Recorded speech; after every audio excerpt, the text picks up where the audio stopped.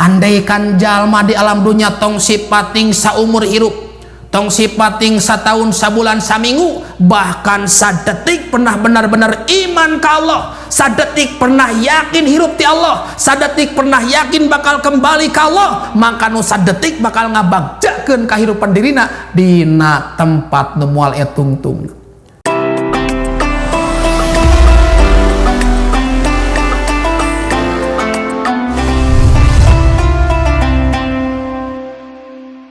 Assalamualaikum warahmatullahi wabarakatuh. Alhamdulillah rabbil alamin. Sallallahu ala Muhammad. A'udzu billahi minasyaitonir rajim. Wa ma nursilul mursalina illa mubasysyirina wa mundirin. Wa ma nursilul mursalin jeung teu ngutus kami ka pirang-pirang utusan illa mubasysyirina wa mundirin, pikeun mere penerangan kabungahan ku ganjaran ka ahli iman tegesna surgana Allah Subhanahu wa taala. Wa mundirin jeung pikeun mere penerangan ancaman neraka ku siksa pikeun jalma nu teu iman jeung takwa ka Allah Subhanahu wa taala.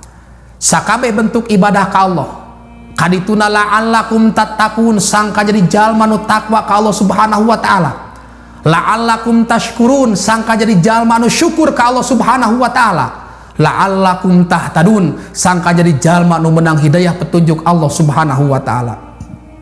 Wa ma nursilul mursalina illa mubasysyirina mundirin faman amana wa aslaha fala khaufun alaihim wala hum yahzanun. Paman amana mangka sing saha jalma amana anu ngimankeun si jalma ngabenerkeun hatena ka Allah Subhanahu wa taala, wa aslaha jeung ngabereskeun si jalma kana amanah ku milampah amal soleh, sabab posisi iman ditaranjang walibasuhu takwa, jeung pakaian iman adalah takwa. Mangka giningan papaesan hiasan jaga eta iman urang ka Allah ku takwa ka Allah Subhanahu wa taala. Andaikan jalma di alam dunia tong sipating saumur hirup, tong sipating satahun sabulan saminggu, bahkan sadetik pernah benar-benar iman ka Allah, sadetik pernah yakin hirup ti Allah, sadetik pernah yakin bakal kembali ka Allah, maka nu sadetik bakal ngabagjakeun kahirupan dirina dina tempat nu moal etungtung. Sab nu paling berharga bukan tahun, nu paling berharga bukan bulan, nu paling berharga bukan minggu, nu paling berharga bukan hari, tapi detik kaluarna roh tina jasad, detik nyawa dicabut ayeuna hakikat ku Allah, detik kaluar roh tina jasad, andaikan eta detik dibarengan ku la ilaha illallah, mangka kagolongkeun jalma nu bagja mungguh Allah Subhanahu wa taala.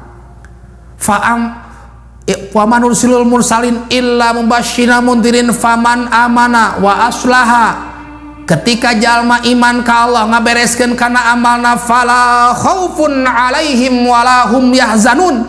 Fala khaufun mangka moal ngeunaan kasieun jeung moal ngeunaan kaprihatinan ka dirina. Naon sababna? Keur jalma nu iman, keur jalma nu amal soleh moal pernah ngarasa ayeuna sieun jeung prihatin, sabab setiap hal nu tiba ka dirina dijawab ku iman, dijawab ku sabar, dijawab ku ikhlas, mangka teu aya hal anu goreng tiba ka dirina.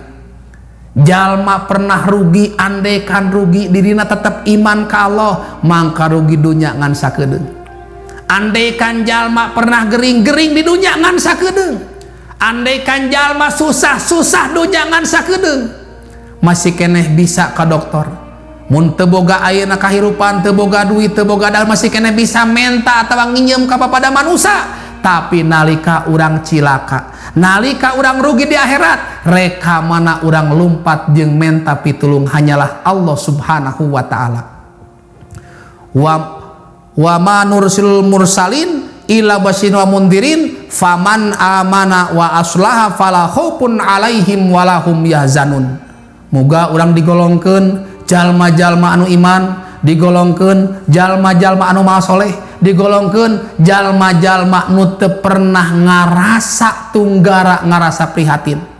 Sabada Allah ngutus pirang-pirang utusan, Allah ngalarang ka manusia gawe karuksakan di bumi, sakumaha dawuhan Allah, wala tufsidu fil ardi ba'da islahiha jeung ulah gawe karuksakan aranjeun fil ardi di bumi ba'da islahiha dina sabada ngaislahkeun kami kana ieu bumi ku diutusna Nabi Agung Rasulullah sallallahu alaihi wasallam.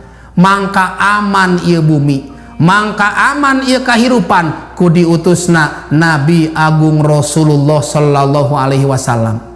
Gawe karuksakan nu kumaha nu dilarang ku Allah, nu diharamkeun ku Allah. Ka ifsadidin anu kahiji ngaruksak agama ku ninggalkeun kewajiban salat ku maksiat ka Allah. Wa ifsadin nufus ku ngabunuh atawa ngalukaan anggota badan. Tengah bunuh ngalukaan tapi ngaraheutan hati jalma nu iman. Lamun urang pernah ngaraheutan hati jalma nu iman tong sipating terucap hatta kareteg isarahna hate jalma nu kitu tong sipating asup surga ngambe seungit nagegeus diharamkeun ku Allah Subhanahu wa taala. Makana teu meunang urang migawe kekerasan, neungeul, nampiling, najong, ngadek jeung sajabana, komo ngaruksak hartana, komo ngaganggu keluargana, komo ngaganggu kahormatanana. Wa ibsadil ansabi nu katilu teu meunang ngaruksak keturunan. Wala taqrabuz zina cacak ning deukeut kana tempat zina ge teu meunang komo berbuat zina.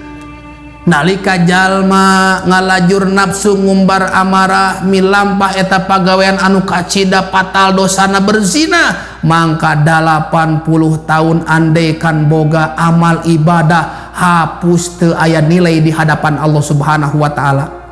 Andaikan nu zinahna ayeuna muson jeung muson beda hukum Islam. Nu diranjam 100 jilidan atau nu dibunuh itu salah hukum Islam. Tapi di urang mah teu kitu. Minimal bila mana berbuat zina eta jalma tobat kembali ke Allah Subhanahu wa taala islahkeun secara syariat Islam dengan sebuah harapan tong pernah dihalalkeun tetap eta pagawean haram ngan muga sing aya dina panghampura Allah Subhanahu wa taala.